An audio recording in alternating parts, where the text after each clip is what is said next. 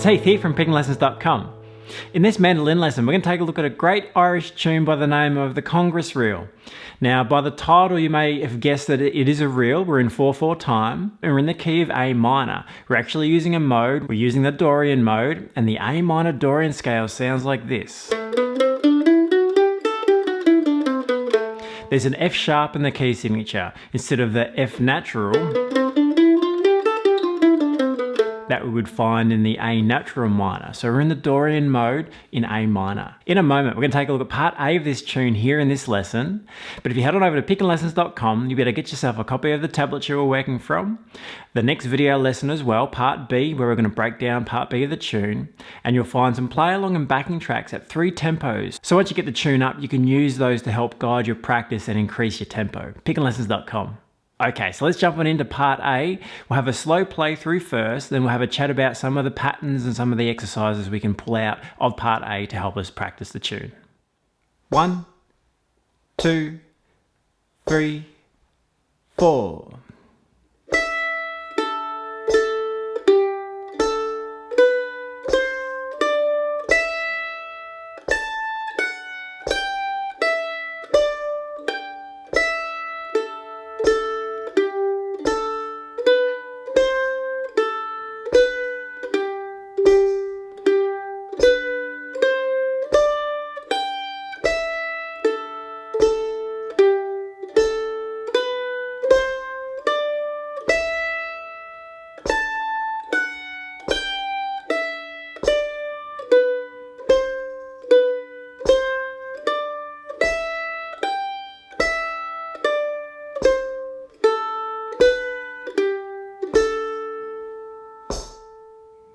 Okay, so there's part A of the Congress Reel. You may have noticed that the rhythm throughout is fairly heavy on the 8th notes. So the first thing we want to talk about with the rhythm is that our right hand is going to follow those 8th notes as a down-up pick strike. So every 2 8th notes, we're going to play down, up, all the way through. There are a couple of spots though you need to keep an eye out for the quarter notes. When we do hit those, for example in the first beat of the second bar, it's only a downstroke. So the general rule of thumb is the 2 8th notes are down, up, and any quarter notes will be a down. Okay, so let's break down a few measures here just for exercises as we're learning the tune. Firstly, let's take a look at measure 1. Measure 1 sounds like this. This particular measure pops up quite a bit in part A. We have to play it 3 different times throughout the first 8 bars.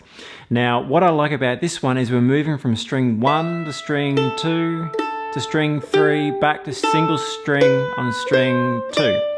So we're crossing over string 1, string 2, string 3, and then the single string. So nice control exercise for your right hand.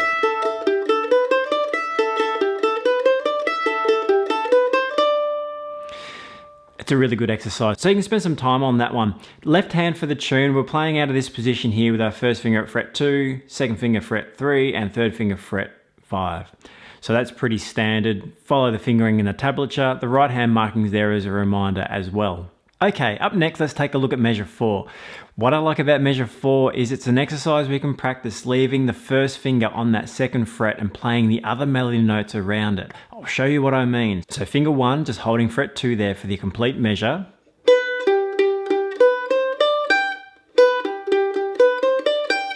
Notice my first finger is staying on that second fret. We're gonna have that second fret to the 3rd string, the 2nd fret, finishing on that high note. What is nice about that is it kind of gives you this central point of movement to work around.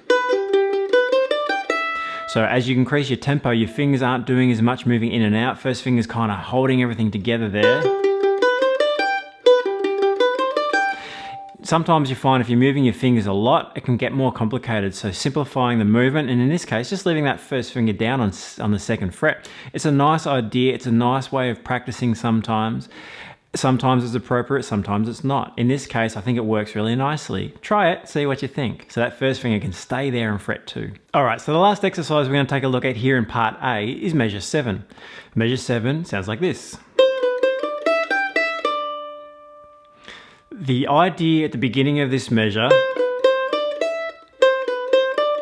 I like how we have to move back and forth between that C and the B note.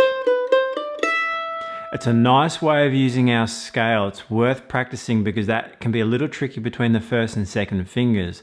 But it's a nice thing to put in your improvising too.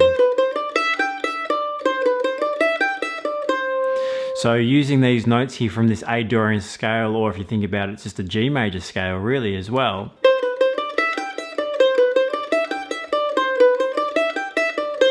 And in this particular place over a C chord, starting on that C note, it's just this nice back and forth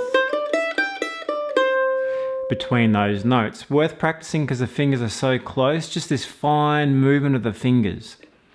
So each of those measures are a great way of getting to know the tune. Practice all of the measures though, and make sure you get to know the tune from memory. When you've got part A down to memory and got it under your fingers, head on over to pickinglessons.com.